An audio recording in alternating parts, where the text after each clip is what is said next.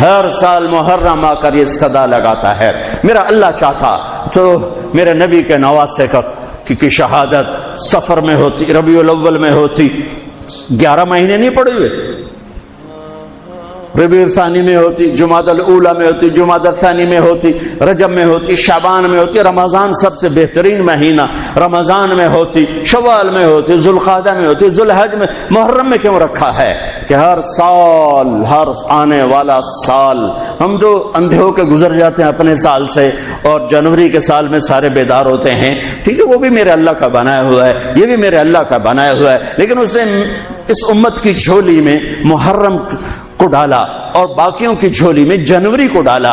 اللہ تعالیٰ نے اس مہینے کے اندر، اگرچہ یہ مہینہ شروع سے کوئی مقدس چلا آ رہا ہے، محرم میں اللہ نے آدم علیہ السلام کی توبہ کو قبول کیا۔ محرم، اما ابا کی ملاقات ہوئی 10 محرم میدان عرفات میں۔ دوسرا بڑا واقعہ 10 محرم نوح علیہ السلام کی کشتی جودی پہاڑ پہ جا کر ٹکی۔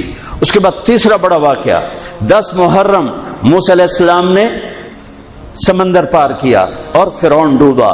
چوتھا بڑا واقعہ 10 محرم یونس علیہ السلام مچھلی کے پیٹ سے باہر نکالے گئے اور اللہ تعالیٰ نے ان کی حفاظت فرمائی۔ ایک پوری فہرست ہے، میں نے آپ کو 3-4 سنا دیے، اور پھر اس سب پر چھا گیا میرے نبی کے نواسے اور پورے خاندان کی شہادت۔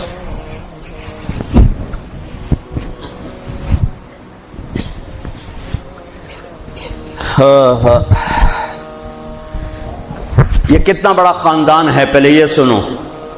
میرے نبی نے فرمایا اللہ نے ساری کائنات کو دیکھا، پھر ان سب میں سے اربوں کو چھانٹ کے الگ کیا، پھر سارے اربوں کو دیکھا، اس میں سے مضر کو چھانٹ کے الگ کیا، پھر سارے مضر کو دیکھا، اس میں سے قریش کو چھانٹ کے الگ کیا، پھر سارے قریش کو دیکھا، اس میں سے ہاشم کو چھانٹ کے الگ کیا، پھر ساری ہاشم کی نسل کو دیکھا، اس میں سے میرے اللہ نے میرا انتخاب کیا۔ انا خیرکم ابن و نفسا، میرے جیسا عالی نسب کوئی نہیں، میرے جیسا عالی خاندان کوئی نہیں۔ عبداللہ سے آدم علیہ السلام تک کسی سے زنا نہیں ہوا، سب پاک دامن ہیں، سب پاک دامن ہیں، سب پاک دامن ہے۔ میرا نبی پاکیزہ سلسلوں سے آئے اور ہر باپ کا ماتھا روشن ہو جاتا تھا جدھر میرے نبی کا نور جاتا تھا۔ ایک دن آدم علیہ السلام کے 10 بیٹے تھے، شیس علیہ السلام سے آپ کا سلسلہ نسب آدم علیہ السلام سے ملتا ہے، ان کا ماتھا روشن تھا۔ آدم علیہ السلام کہنے لگے بیٹا تیری پشت میں ایک امانت ہے جو تیرے باپ سے بھی زیادہ قیمتی۔ وہ کہنے لگے ابا بیٹا باپ سے زیادہ قیمتی، وہ کیسے؟ کہا تو اس امانت کی بات کرتا ہے، تجھے اس کی امت بتاؤں؟ امت ابھی ہمارے آنے میں 10,000 سال پڑے ہوئے ہیں، 10,000 سال، اور آدم علیہ السلام فرما رہے ہیں بیٹا اس ہستی کو چھوڑ، اس کی امت کا بتاؤں؟ کہا جی بتاؤ۔ کہ میں نے ایک خطا کی، میرے کپڑے اتار دیے۔ وہ ہستے اس کی امت روزانہ خطائیں کریں گے، اللہ ان کے کپڑے نہیں اتارے گا۔ میں نے ایک خطا کی، مجھے بیوی سے جدا کیا، وہ سارا دن گناہ کریں گے، اللہ ان کی بیویوں سے انہیں جدا نہیں کرے گا۔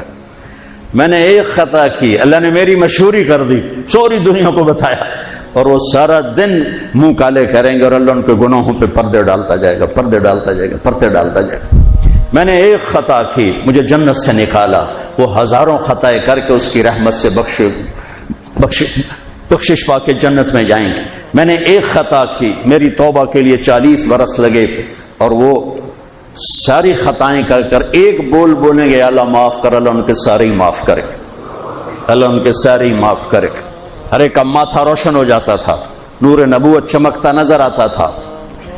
اس لیے بہت بڑے علماء کی بڑی مضبوط دلائل ہیں کہ آزر، اگرچہ نسب نامے میں آزر ہی آتا ہے، لیکن آزر آپ کے چچا ہیں، باپ نہیں ہیں، چچا ہیں، چونکہ چچا کو بھی اب کہتے ہیں، باپ کے لیے والد کا لفظ ہے، والد صرف باپ کو کہتے ہیں، اور اب چاچے کو بھی کہتے ہیں، باپ کو بھی کہتے ہیں، دادے کو بھی کہتے ہیں۔ نعبد الہک و الہ آبائک ابراہیم و اسماعیل و اسحاق الہا واحدا۔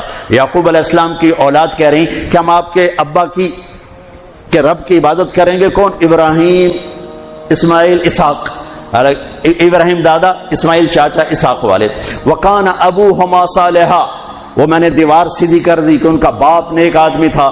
7ویں پشت کا دادا، اس کے لیے اب کا لفظ استعمال ہو رہا ہے، اب کا لفظ استعمال ہو رہا ہے. اور ابراہیم علیہ السلام بیت اللہ بنانے کے بعد دعا مانگ رہے ربنا اغفر لی ولوالدی. ان کے باپ اگر کفر پہ مرے ہوتے تو ابراہیم علیہ السلام یہاں یہ دعا نہیں مانگ سکتے تھے کہ اللہ مجھے معاف کر، میرے والدین کو معاف کر. ربنا اغفر لی ولوالدی یوم یقوم الحساب. اس دعا کا مانگنا یہاں والد کا لفظ استعمال کیا، باپ کا لفظ، اب کا لفظ استعمال نہیں کیا، والد کا لفظ استعمال کیا کہ والد صرف باپ کو کہتے ہیں. اب چاچے کو، دادے کو، پردادے کو، سب کو اب کہا جا سکتا ہے. تو بڑے بڑے علماء کی رائے ہے کہ آپ کی نسل میں کوئی بت پرست نہیں آ سکتا. سب یا دین فطرت ہے یا کوئی یا ایمان ہے، یا دین فطرت بھی ایمان ہے کہ بت پرستی سے پاک ہیں. آپ نے کہا سعید بن زید کے والد تھے زید بن نفیل، تو اللہ کے نبی کے آنے سے پہلے انتقال کر گیا.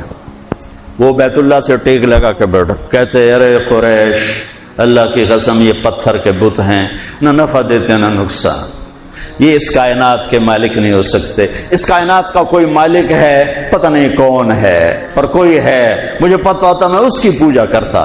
تو آپ نے سعید بن زید 10 مبشرہ میں سے 10 بڑے ٹاپ 10 صحابہ، ابو بکر جنتی، عمر جنتی، عثمان جنتی، علی جنتی، طلحہ جنتی، زبیر جنتی، سعد بن ابی وقاص جنتی، عبد الرحمن بن عوف جنتی، ابو عبیدہ جنتی، سعید بن زید یہ جنتی. تو آپ نے کہا سعید میں تیرے باپ زید کو جنت میں دیکھتا ہوں، تیرے باپ زید کو میں جنت میں دیکھتا ہوں کہ وہ بت پرستی سے بیزار رہے. تو میرے نبی کی نسل کوئی بت پرست نہیں آ سکتا. جو آپ کی شان اور آپ کا مرتبہ ہے، آپ کو سب سے عالی، اگرچہ محدثین آذر کا نام لکھتے ہیں اس میں، لیکن اب یہ تو قیامت کا دن نہیں پتہ چلے گا، لیکن وجدان یہ کہتا ہے، دل کا یقین یہ کہتا ہے کہ میرے نبی کی نسل پاکیزہ ہے، ماتھے پہ نور نبوت آتا ہے. ہاشم بازار سے گزر رہے ہیں اور آگے ایک یہودی عورت آپ کو دیکھتی مدینے میں، وہ کہتی ہاشم ایک رات گزارو گے میرے ساتھ، ایک رات گزارو گے میرے ساتھ.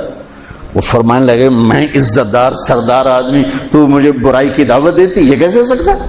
وہیں ان کی شادی ہو گئی حضرت سلمہ بنو نجار میں، جو عبد المطلب کی والدہ. 3-4 دن گزرے تو وہ عورت بازار میں ملی، تو آپ نے کہا کہ بی بی تو مجھے گناہ کی دعوت دیتی ہے تو شادی کر لے. وہاں تو شادیاں کثرت سے کرتے تھے، شادی کر لے. اس نے یوں دیکھا، کہنے لگی ہاشم مجھے غلط نہ سمجھو، میں بہت عزت دار ہوں، عزت دار ہوں. میں نے تیرے ماتھے پر آخری نبی کا نور دیکھا تھا، میرا جی چاہا وہ میرے پاس آ جائے، لیکن وہ تو سلمہ لے گئی، مجھے کوئی حاجت. دوسرا واقعہ آپ کے والد مبارک کے ساتھ پیش ہے، حضرت عبداللہ رضی اللہ تعالیٰ عنہ کے ساتھ پیش آیا. آپ بازار میں جا رہے ہیں، ایک عورت نے آپ کو دیکھا، کہنے لگی عبداللہ تیری جان بچنے پہ 100 اونٹ لگے تھے، 100 اونٹ، تو 100 اونٹ میں دیتی ہوں، ایک رات میرے ساتھ گزار لے. ایک رات نور نبوت دیکھا تھا. نہیں میں عزت دار آدمی، میں یہ نہیں کر سکتا. بالکل دادے والا واقعہ پیش آیا. چند دن بعد حضرت آمنہ سے شادی ہو گئی، وہ نور نبوت ادھر منتقل ہو گیا. وہ بازار میں ملی خاتون، انہوں نے فرمایا شادی کر لے.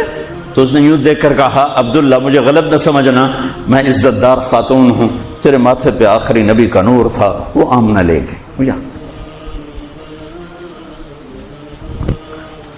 محمد بن عبداللہ بن عبد المطلب بن ہاشم بن عبد مناف بن قصی بن کلاب بن مرہ بن کعب بن لوی بن غالب بن فہر بن مالک بن نضر بن کنانہ بن خزیمہ بن مدرکہ بن الیاس بن مدر بن نزار بن معد بن عدنان بن عود بن حمیسہ بن سلامان بن عوس بن بوز بن قموال بن عدی بن عوام بن ناشد بن حزا بن بلداس بن یدلاف بن طابخ بن جاحم بن ناحش بن ماخي بن عيفي بن عبقر بن عبيد بن الدواء بن حمدان بن سمبر بن يثربي بن يحزن بن يلحن بن إرعوى بن عيد بن زيشان بن يسر بن أقناط بن إيهام بن مقصر بن ناحد بن زار بن سمي بن مزي بن عوض بن عرام بن قيدار بن إسماعيل بن إبراهيم بن طارق بن ناحور بن سرود بن رعوب بن فائد بن عابر بن أرفشاد بن سام بن نوح بن لامر بن متوشال بن إدريس بن يرد بن ملهل إيل بن قينان بن آنوش بن شيس وبن آدم عليه السلام